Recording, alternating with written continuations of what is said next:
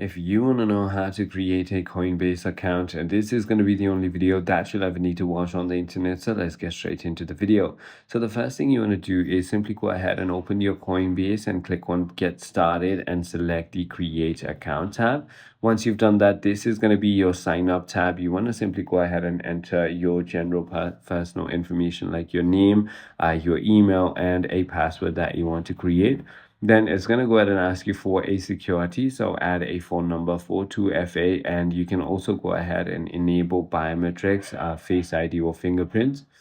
Then you can simply go ahead and verify your identity. It is going to go ahead and ask you to upload your ID, like your government ID. Make sure that the photo is absolutely clear.